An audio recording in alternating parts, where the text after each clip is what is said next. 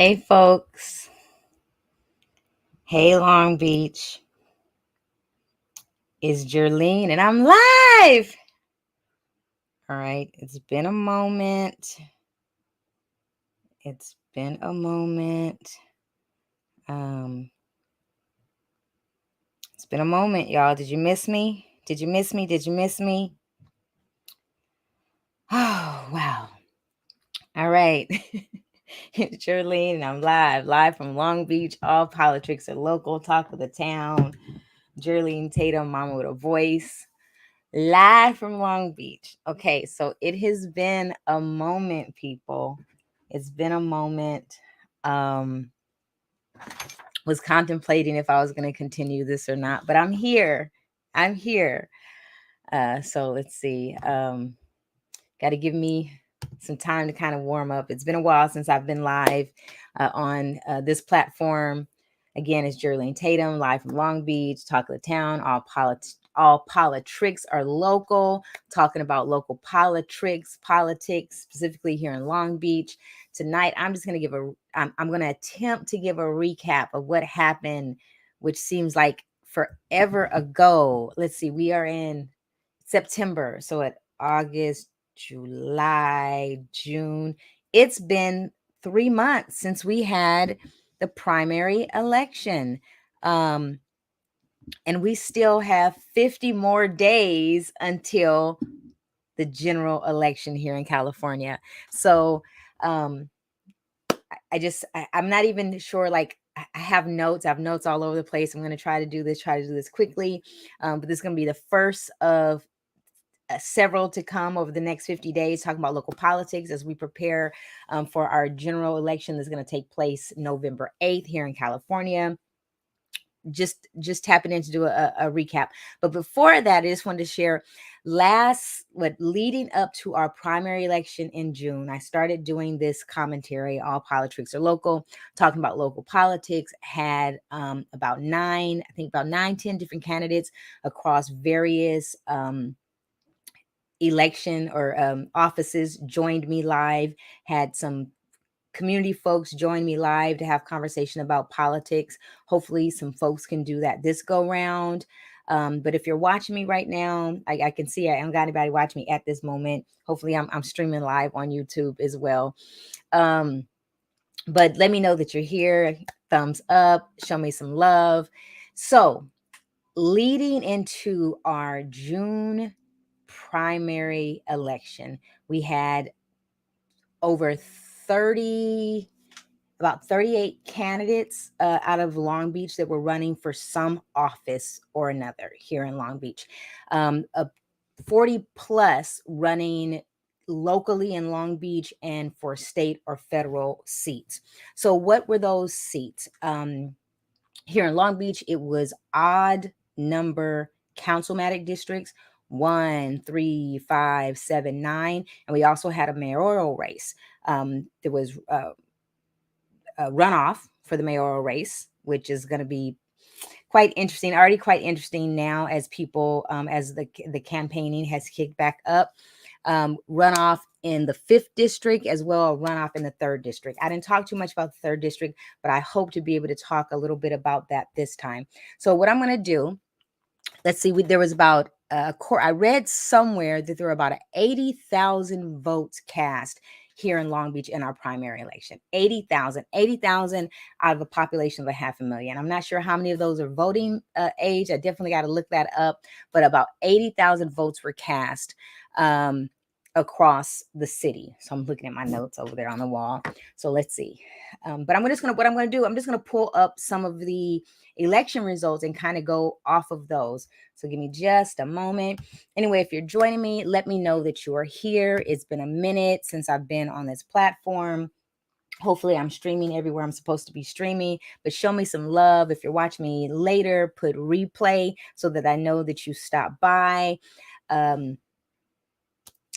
Thank you for folks who supported the last go round. It's been really interesting and kind of strange to be out in public and someone stop me and greet me. And I'm like, I don't know who you is. So that's been really interesting. That was one of the things that happened from doing the commentary leading up to the primary election. I've also got, some criticism about some of the comments that I made and things that I shared, or even people that I brought on live. And I'm like, last time I checked, I was an American citizen, and we have this thing called freedom of speech here, and I am exercising my freedom of speech. But it's really shameful how many people are afraid to use their voice, and then how many people attempted to censor other people's voices when they're in disagreement with them. One thing that I attempted in my last go round was to state the facts. I shared lots of information. I showed financials. I showed the policies, the processes. And it was interesting how that became the issue, learning the truth about different things. I plan on doing that again. I plan on doing hopefully a little bit more heavy. There's a lot less candidates to go through. I didn't even get through all the races last time because it was just way too much. And it actually takes time to like kind of filter through this information. But anyway, let me get right into it. So what I'm going to do, I'm going to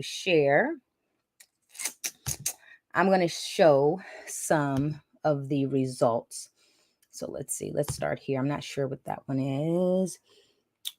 Let's start with school board. So one of the elections or one of the races that was taking place, or multiple races, was school board elections. So again, it was odd number districts. So what I'm showing right now, these are the results that were posted on lavote.gov. Anybody can go and check this out.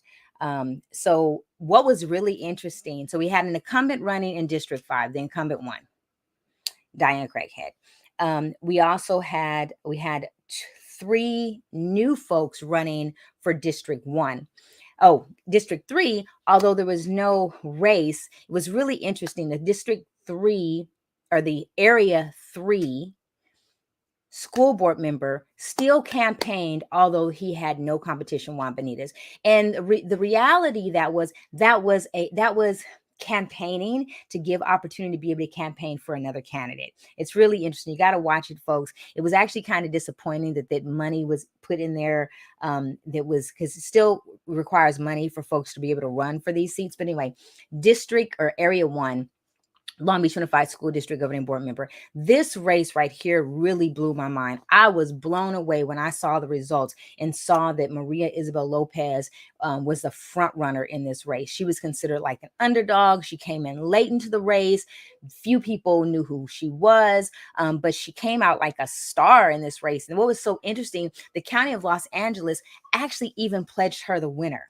And there was this gap, and I did some commentary on this early on about this gap in our charter, about what the charter says and what local electeds has voted for it to say. So there was some snafu that went on in this race, but it was still just absolutely interesting race.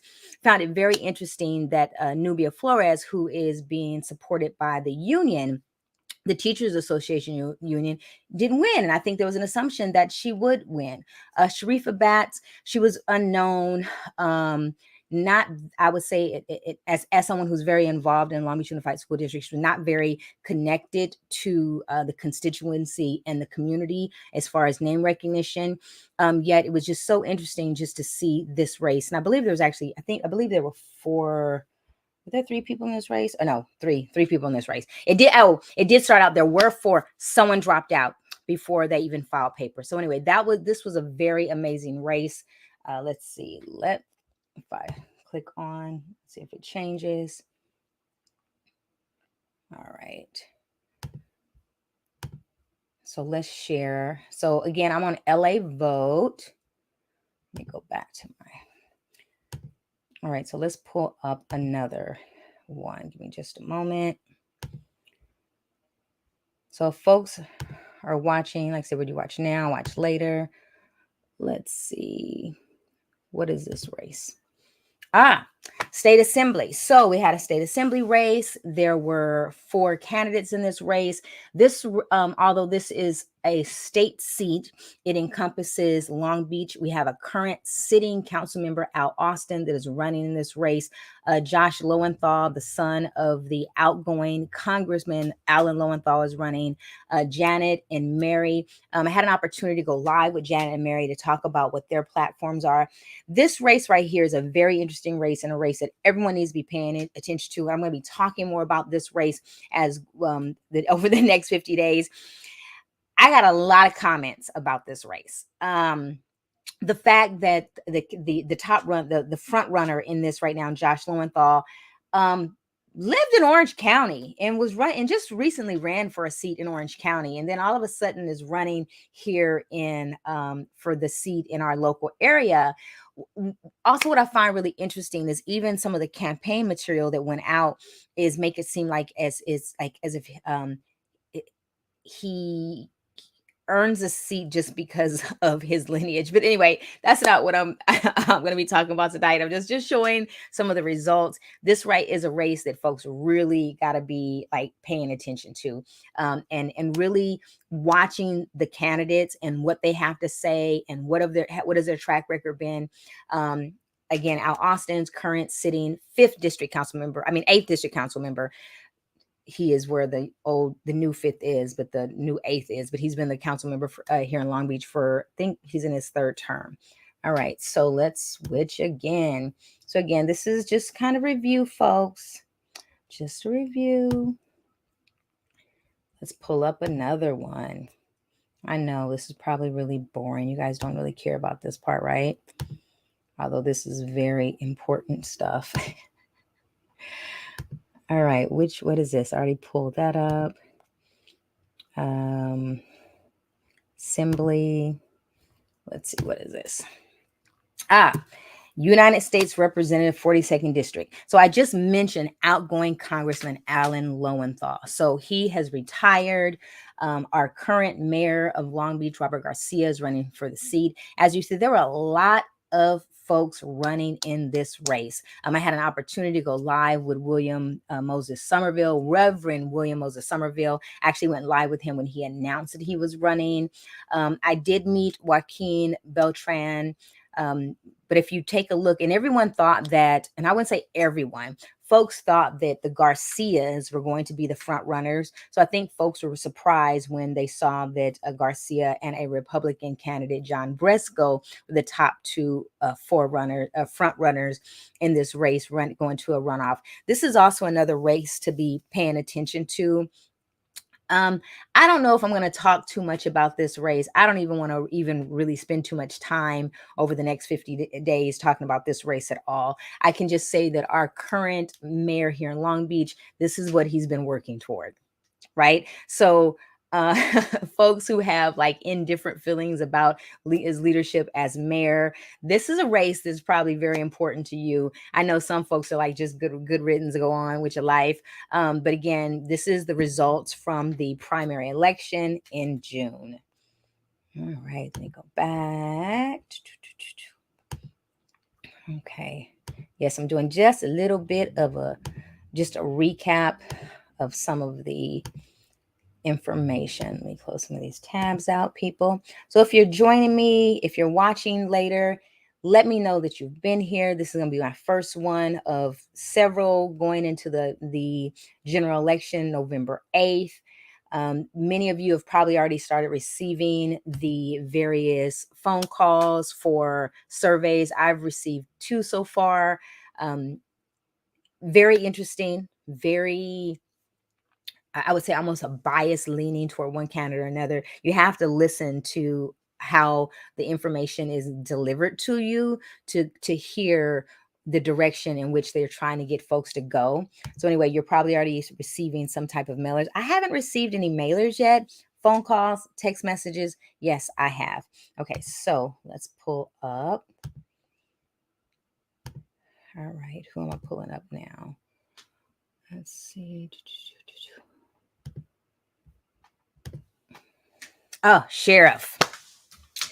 So, Sheriff, although Long Beach has its own law enforcement, we have the Long Beach Police Department, we still vote in the county sheriff race. So this race had a lot of folks in it. And I didn't talk too much about this race last go round. I am going to try to touch on this a little bit. This is going to be a very interesting race, or should I say it is a very interesting race. Alex Villanueva, he reminds me of one of them sheriff out of the, old school Western movies that, this is my town, I'm gonna do what I want to do type of dude. And then you got Robert Luna, who is the former chief of police for Long Beach, that's running. I'm going to talk about this race.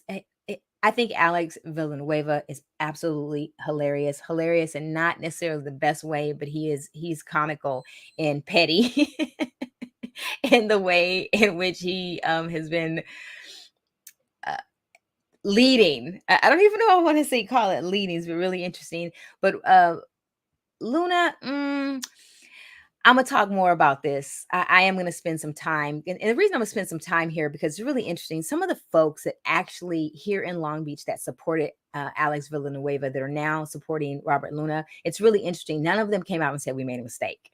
Right? They were pushing, Alex Villanueva when he was running as a Democrat Latino running. And it's so funny that many of those people are now behind Robert Luna, but none of them have come out and said we made a mistake. But anyway, I'm going to talk more about that. I got some specific things that I'm going to address when I get to that race. But anyway, as you can see, this is countywide. This was a countywide, Los Angeles countywide election.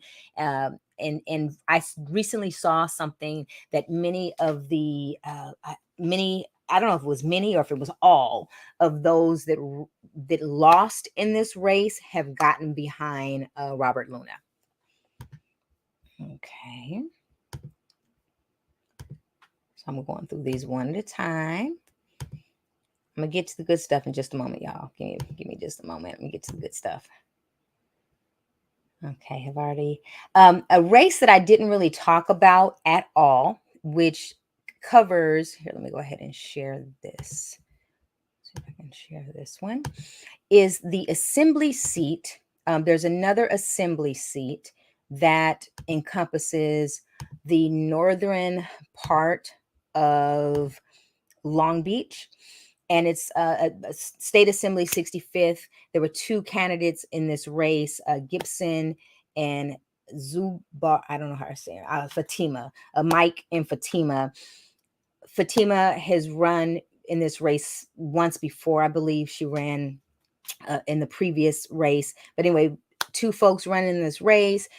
The 65th covers, I believe, a very small portion of North Long Beach. This is also another race to watch. Fatima is a school teacher. Mike Gibson, he's a politician, has been one for a minute. A race to watch. So if you live in that area, you most likely cast a vote for one or the other of these candidates. All right, I'm getting to the good stuff, people. I'm getting to the good stuff. Okay, so I did spend quite a bit of time talking about the mayoral race last time and some of the city council seats. So I'm about to talk about that in just a moment. So again, I am sharing the screens that I'm sharing right now are at LA Vote. It is lavote.gov. If you type in lavote.gov results, you'll be able to pull up any election across California to see what the results are. So right now, what I have pulled up, so here in Long Beach, as I had mentioned many times before, we had odd councilmatic district, first, third, fifth. We also had first, third, fifth, 7, 9. We also had city attorney, city auditor, city prosecutor. So city attorney, who won? Dawn McIntosh. She was running against Jerry Shipsky. Jerry Shipsky actually went live and had conversation, live dialogue with me. Jerry Shipsky, a former city council member. As you can see what the results look like right here. Dawn McIntosh, as it was stated, she was handpicked by the establishment, the status quo. Jerry Shipsky, was really excited to see her in the race. I was really disappointed in some of the alignments that were made. I'm wondering if that actually hurt her in the race. She was also being supported, I believe, by firefighter union as well. Although there was, controversy around who was being supported by POA. Um, I don't know if she was interviewed by the POA, and that's the Police Officers Association. City auditor race. Now this right here, so Long Beach, y'all did a great job. Y'all did a great job, Long Beach. You all reelected someone who misspent $1.6 million in invoices for services unknown. Great job, Long Beach. I found that really interesting. And I also just realized this is how disconnected people are from information and knowing who's really serving us. So Laura Dowd, she has been the city auditor, $1.6 million. I mean, before the election took place, folks learned about this $1.6 million of invoices that had been paid of services to someone that she knew personally. And it just seemed like, I guess, either the average voter just didn't know. Also, when you think about some of the things that have been going on within our city, the Queen Mary and other things where spending has been off, these are things that have been under sight of the city auditor. So FYI, y'all voted somebody in who has probably not been doing the best service for us. City prosecutor also went to an incumbent, Doug Halbert. The George Moyer and Nick, I had an opportunity to connect with both of them. I thought they were great candidates. I personally thought it would have been great to have new leadership within this office. But Doug Halbert, liked person, nice. And that just drives me nuts with that whole, oh, well, they're so nice. Okay, what does that mean for everyone? Okay, Mayor, I'm going to skip over that and come back to that. I'm going to skip over the first district. Third district, there were 6 candidates in this race. And what is so interesting, the 2 front runners, folks were like, who are those people? Where did they come from? Christina Dugan and Kaylee Caruso. I have been looking into information about these 2. I hope to talk more about this race leading up to our election in November. Christina Dugan, again, just kind of came out of, I wouldn't say came out of nowhere. Yet when I saw what I've learned, some of the alignment that she has with some of the other folks that are either front runners or won, it's really interesting. More to come on that. 5th district. Here's another race, y'all. Folks got to pay attention to. So when you're looking at these results, the winner was someone who got 50% plus 1. So if they got 50% plus 1 vote, that means they were a winner. So in the races where there's runoffs, it's because they did not get 50% plus 1. So in the 5th district council race, the new 5th district, we got Megan Kerr, Ian Patton. They're the top runners. They're going to a runoff.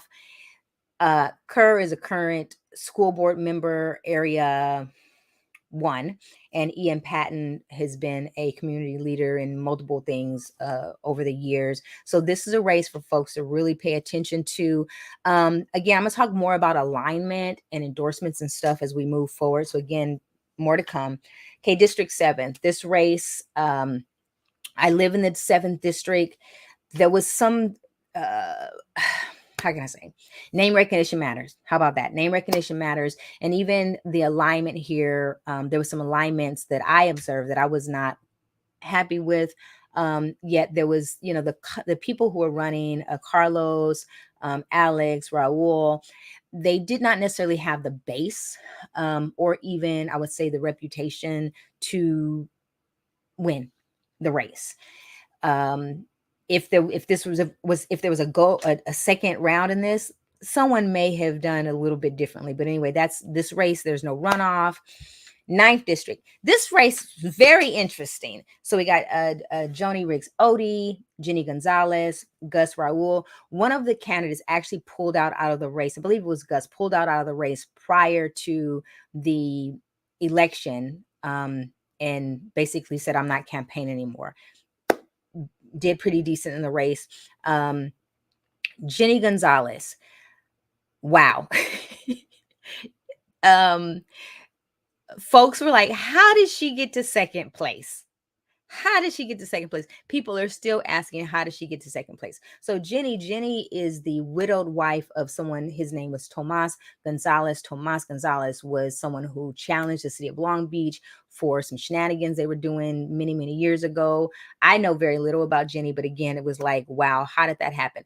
I thought it was it was interesting, but it also demonstrates that, people are not all in alignment with folks who are just jumping on board with the status quo. So, all right, now I'm going back to the first district. This race actually hurt my heart, the first district. So this is the only race where I came out and said that I was in support of a candidate, and I was in support of Mariela Salgado. This was a very disappointing race for a multitude of reasons. Mary Zendejas, the current sitting council member, the incumbent that ran, basically won this race with 14 votes. So if you total up, the 1477, the 441, the 417, the 236, you will see the margin in which Zendejas won. It's so interesting because in the past, when I've given commentary specifically about the first district, people are like, oh, you can't talk about Mary Zendejas because she's nice. Okay, what does that mean? I have nice. What does that mean? Is she an effective council member? I was a part of the first district, have been a constituent of the first district for decades up until redistricting, and I was redistricted into the 7th district. Very happy for that move. Yet this was very disappointing to me. I know that there were a lot of folks in the race that folks were not sure where to go, but this is an example of the status quo. And this is also an example of how, when you have the most money, you get to pay for people to come out and do what they do. So anyway, that race was and this was also one of the races that made me kind of hesitate. And does it even matter? Doesn't even matter. Doesn't even care. We have uninformed voters in this city, and I'm gonna leave that there. I'm gonna go on to mayor. So I did spend quite a bit of time talking about the mayor race and mayor candidates leading up to the election. So again, there wasn't a winner in this race. There was top two folks going to run off: Susie Price, Rex Richardson. Very interesting candidates were in this race. Josh Rodriguez, very pro police, because as a police officer for somewhere in Los Angeles County.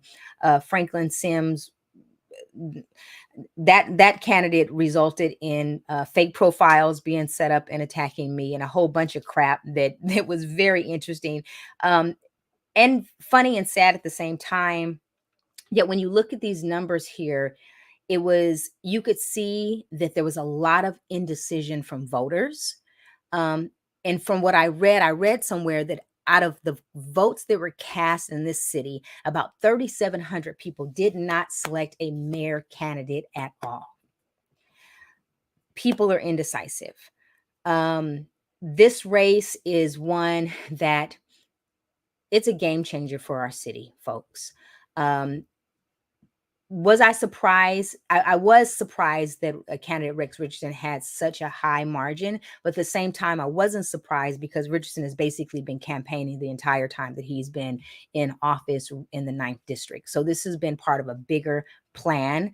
So anyway, more to come on this. And I think that's it. I think that's my recap. I think that's my recap. Again, those, and let me put this out there. Those can be found. Let's see if I can. All right, let's go. Uh-oh. So anyway, if people have joined me, okay. So, it didn't join. LA Vote.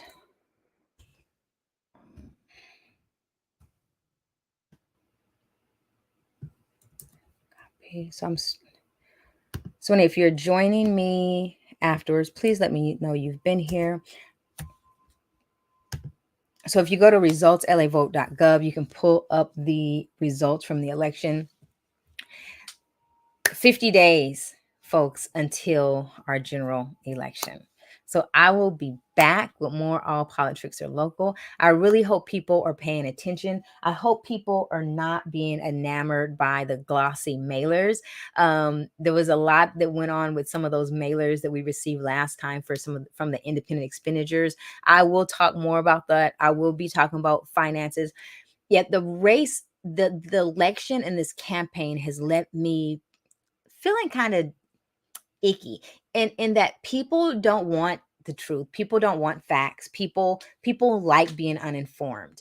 And it's kind of, it's sad to say that, but that is kind of my assessment.